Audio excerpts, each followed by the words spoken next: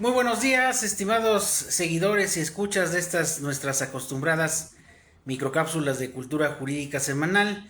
El día de hoy ya nuestra cápsula número 236 cápsulas, cuyo único cometido es el incrementar la cultura jurídica, política y social de quienes nos están viendo y escuchando a través de nuestros diferentes espacios. Recuerden, tenemos nuestro canal en YouTube, Cultura Jurídica TV, al cual les invito a suscribirse sin ningún costo. A través de Facebook, nuestra página también, Cultura Jurídica Televisión, donde ahí se publican nuestras cápsulas, videos e información jurídica importante. En Instagram, Cultura Jurídica Televisión también, y Red de Abogados. Y finalmente en Telegram, nuestro canal, Cultura Jurídica Televisión, donde también ahí se publican nuestras cápsulas, videos y otras conferencias relacionadas con temas de carácter jurídico. Y bueno, pues el día de hoy nuestra cápsula número 236 es sobre los ecos, sobre lo último que ha sucedido en relación a la reforma judicial. Y aquí es importante precisar que pues ha habido bastante revuelo, manifestaciones, oposición, puntos de vista en contra, los cuales son muy válidos porque pues eso es parte de la democracia, parte del debate, parte de la discusión que debiera de existir no solamente en esta ley o en esa propuesta de reforma constitucional, sino en todas las leyes deberían de profundizarse su debate, su análisis, los alcances, las limitaciones de esa ley, cosa que desafortunadamente tenemos muy corta memoria, no sucedía en los periodos legislativos y en las administraciones anteriores, porque pues muchas leyes se aprobaban sin mayor discusión, fast track, y pues no había ningún revuelo, no había ninguna controversia, ¿no?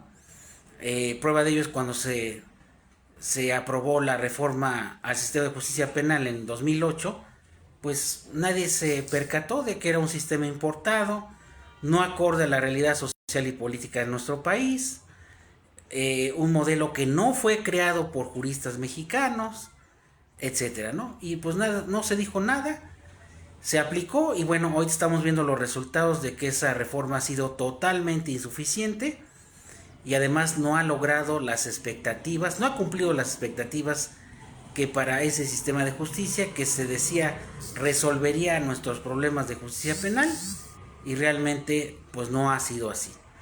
No ha sido así por muchos factores y no hubo el revuelo que en su momento debió de hacerse por adoptar un sistema que no era nuestro, ¿no? Y además que México no había solicitado, sino que realmente fue presionado para adoptarlo. Pero bueno, yo les pongo un ejemplo de muchas leyes que nos han perjudicado y que no ha habido mayor discusión ni mayor revuelo, ¿no? Eh, y bueno, el día de hoy vamos a continuar con este tema, este análisis de la reforma al Poder Judicial, diciendo en primer lugar de que por sí misma esta reforma no viola la independencia judicial. Y les voy a decir por qué. En primera, porque nosotros sabemos que los ministros de la Corte, los 11 ministros que actualmente conforman la Corte, uno, no fueron elegidos de manera directa por nosotros vía voto, porque como habíamos comentado en anteriores cápsulas, los únicos poderes que se eligen vía voto son los poderes ejecutivo a nivel federal cada 6 años, legislativo a nivel federal cada 3 y cada 6 años, y los poderes legislativo y ejecutivo de los estados cada 6 y cada 3 años. No hay un proceso de renovación como se hace en las cámaras, como se hace con los gobernadores de los estados, el presidente de la república, dado que el poder judicial es un poder que se elige indirectamente. Sabemos que los ministros de la Corte en la actualidad son electos por propuesta interna del presidente en turno y ratificados por el Senado. Pudiéramos pensar que por ese simple hecho la independencia judicial está comprometida. Puede ser o no puede ser, eso no lo sabemos, porque ya depende de las personas que llegan a esos puestos, si realmente llegaron por méritos, por una meritocracia, cosa que ponemos en duda, o fueron puestos nada más por tener cercanía con el presidente en turno, y pues ya el camino de ratificación del Senado viene siendo un mero trámite, ¿no? Ese proceso por sí mismo haría pensar que se está comprometiendo la independencia judicial. No son todos los casos ni de todos los ministros, pero bueno, es un punto muy relevante que las personas, los estudiantes de derecho debieran de conocer. En segundo lugar, recordemos que todos los poderes del Estado, si bien es cierto, forman contrapesos, no pueden estar lejos del escrutinio público. Si el poder legislativo, que es al que cedemos poder, representación para que ellos tomen decisiones a favor de nosotros, entre comillas, con la teoría de la división de poderes, lo estamos haciendo al elegir presidente de la República, gobernadores, poderes legislativos, Congreso de la Unión y congresos locales. ¿Por qué no hacerlo en el Poder Judicial? Entonces, por sí mismo, el que se elija vía voto el Poder Judicial, por sí mismo tampoco está violentando la independencia judicial. Ahí la teoría es diferente porque lo que estamos haciendo es cederle también al Poder Judicial, a través de la elección, representación. Primero, para que tengan legitimidad, y en segunda, para que no tengan un lazo directo con quien los postula, que es el presidente en turno, y ese lazo lo tengan directamente hacia el pueblo que los está eligiendo. Entonces, eso es algo que muchos juristas y ideólogos desconocen, porque recordemos que la única democracia directa fue la que existió en Grecia y Roma, donde la multitud de la gente tomaba decisiones, sí o no, en público, de manera directa y de viva voz. Pero pues conforme fue creciendo pues ahora sí que las comunidades, las ciudades, pues esto ya no fue posible, y por eso tenemos un sistema de representación indirecta, a través del cual, a través del sufragio, damos esa representación a dos poderes, menos al Poder Judicial. Entonces, el simple hecho de que se elija a los ministros, operativamente yo sigo viendo dificultades en los magistrados, jueces federales e incluso jueces locales, que se haga por elección, por sí mismo no afecta la independencia judicial. Lo que sí puede ser una complicación es el plan operativo. ¿Cómo garantizar que lleguen las mejores personas, mujeres, hombres, a ser juezas, jueces, magistradas y magistrados, no solamente por el Poder Judicial Federal, porque así va a suceder en el Poder Judicial de los estados, que yo veo eso magnífico, porque la reforma constitucional va a abrir la puerta para que suceda esto a nivel local, y la verdad, la justicia local está en la edad de piedra. Por lo menos hablo del caso de Puebla. Ahí sí debe haber una profunda revisión de quienes llegan a la judicatura, de quienes llegan como jueces, como magistrados, porque yo conozco N número de casos de jueces y magistrados que nunca entraron por meritocracia, por méritos propios, por capacidad y por honestidad. Entraron por tener compadrazgos y amiguismos con los gobernadores en turno. Entonces, yo sí puedo hablar del estado de Puebla, ahí no metería las manos al fuego, y yo estaría al 100% de acuerdo en que se renovaran a todos los jueces y a todos los magistrados en el estado de Puebla, ¿no? Y de hecho, ya lo hemos comentado en nuestras cápsulas, de que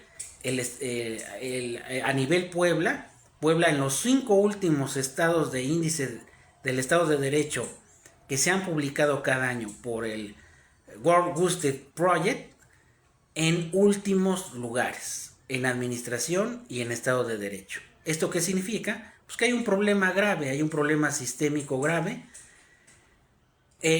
no tanto en el Poder Judicial Federal, sino en los poderes judiciales de los estados, ¿no? Y eso también es otra cosa que veo que no se discute mucho, pero que sin duda va a hacer que haya una renovación desde sus raíces de quienes están administrando justicia, lo cual me parece bien.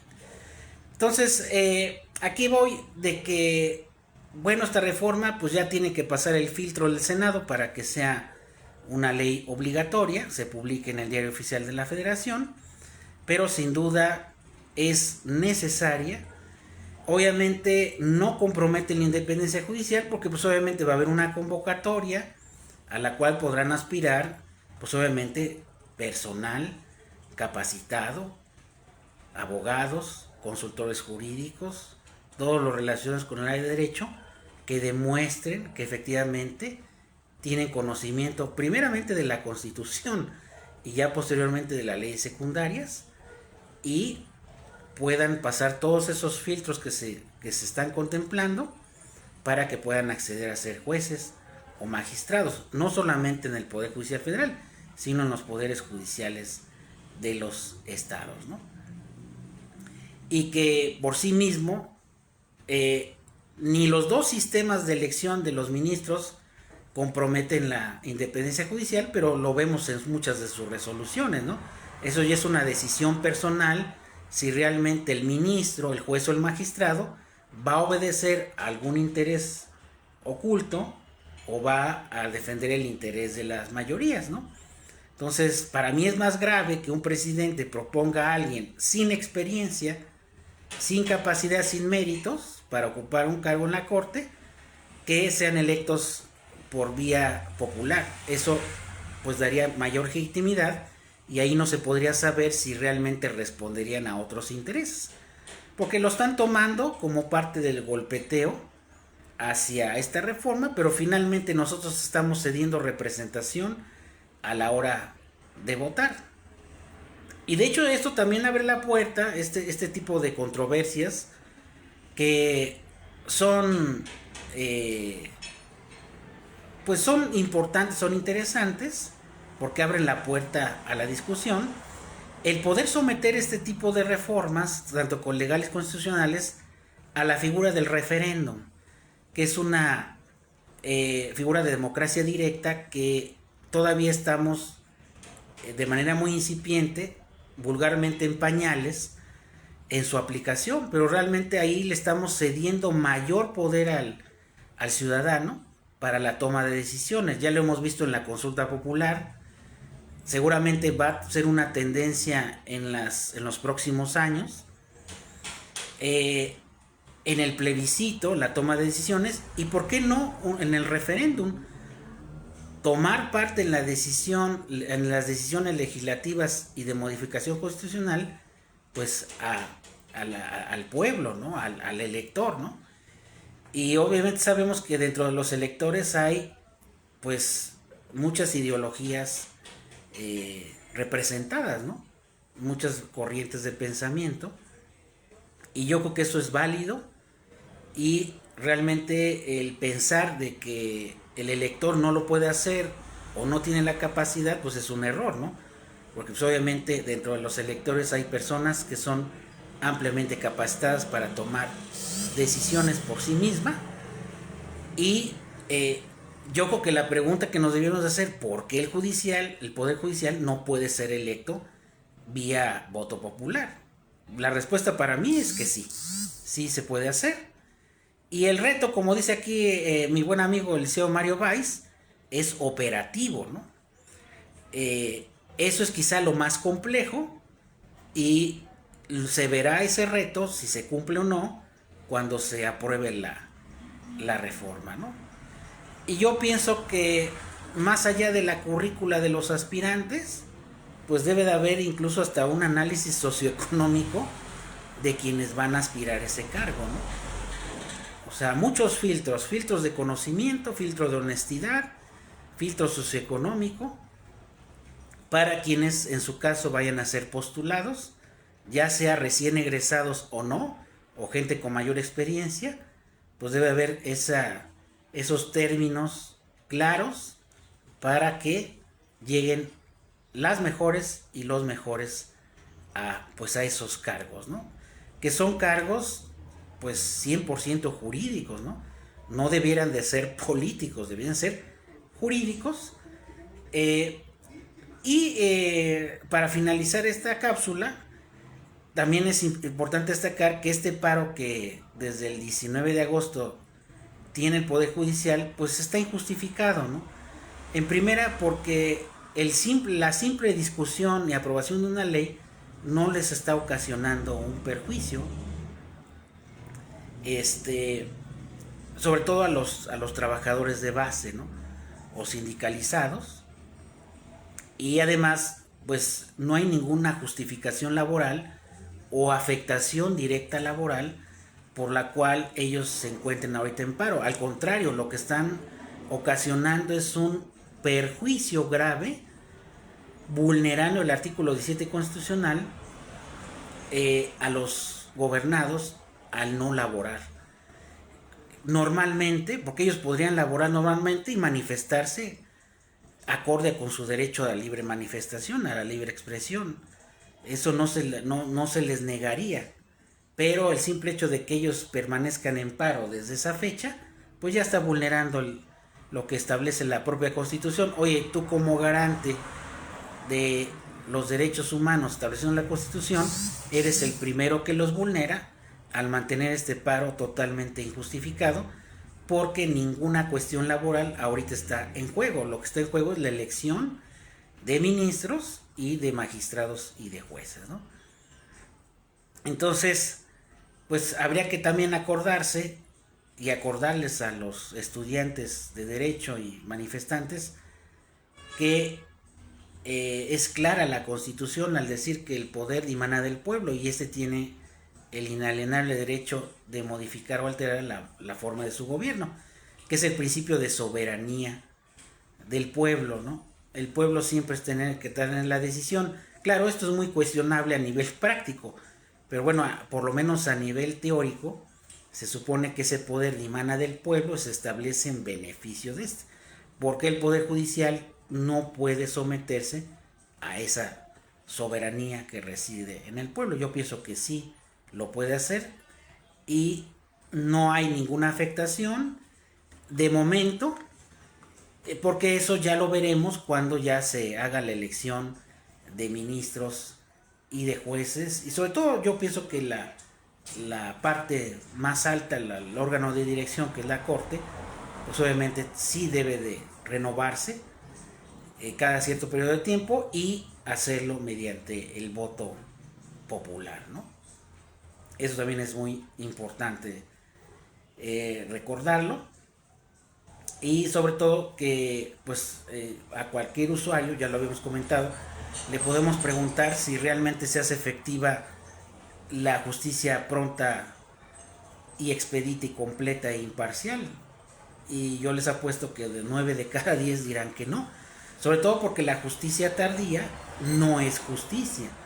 Ese es un problema que yo creo que es toral solucionarlo en todo el Poder Judicial de los estados y federal, porque es un reclamo de décadas el que no se resuelva de manera pronta y sin obstáculos, ¿no? Y por último, quisiera yo mencionar el segundo mito de la abogacía, para tirarlo en esta cápsula, que es que el abogado se sabe de memoria todas las leyes del ordenamiento jurídico mexicano. Y bueno, yo no conozco a ningún abogado que se sepa todas las leyes del ordenamiento jurídico mexicano. Lo que sí debemos de aprender, no de memoria, sino aprender el contenido, es de la Constitución, en primer lugar. De hecho, como estudiantes de Derecho, lo primero que nos exigían era conocer la Constitución, saber la parte orgánica y dogmática, los derechos humanos, la organización del Estado, porque de ahí se deriva todo el marco normativo nacional. Y los abogados somos intérpretes del derecho, no aplicamos a rajatabla las leyes, no. Debemos de interpretarlas conforme a un criterio sistemático y funcional de que todo se relaciona con la Constitución o está íntimamente o directa e indirectamente relacionado con la ley fundamental. Y así deberían ser los abogados, no aprenderse los artículos de memoria, sino saber conocerlos e interpretarlos, ¿no? Entonces un abogado perfectamente bien puede guiarse de lo que dice la ley sin sabérselo de memoria, simplemente conocer y dar siempre fundamentos y argumentos de lo que dice en base a la ley que sea aplicable, ¿no? Porque pues ese es un mito de que no sabemos todas las leyes. Imagínense, pues fuéramos computadoras, pero no es así. Debemos ser intérpretes intérpretes de la ley, ¿no? Y siempre relacionándolos de que esa ley no está aislada, sino que siempre hay que analizar lo que está arriba, que es el texto constitucional. Y yo pienso que esta reforma, pues, no solamente no vulnera la separación de poderes ni la ley, sino simplemente está acorde al espíritu del legislador originario, de la soberanía del pueblo y de poder transferir esa representación a los órganos del Estado, ¿no? Entonces yo lo veo muy interesante. No sé por qué otros países tengan que intervenir en nuestras decisiones internas. No somos menores de edad, somos mayores de edad ya como país y podemos tomar nuestras propias decisiones, porque muchas veces nos vemos influidos por el exterior y así se hacía en muchos temas, pero pues yo creo que ya somos como nación capaces de tomar nuestras propias decisiones, y en materia jurídica también, ¿no? En materia jurídica así debe de ser. Pues eso es lo que quería comentar en nuestra cápsula del día de hoy, saludando a la licenciada Vanessa Taisier, estimada alumna, gracias por vernos. Al liceo Mario Báez, un gusto igual saludarte, y bueno, pues estamos en comunicación a través de estas cápsulas, esperando que tengan un excelente fin de semana. Muchas gracias y hasta la próxima.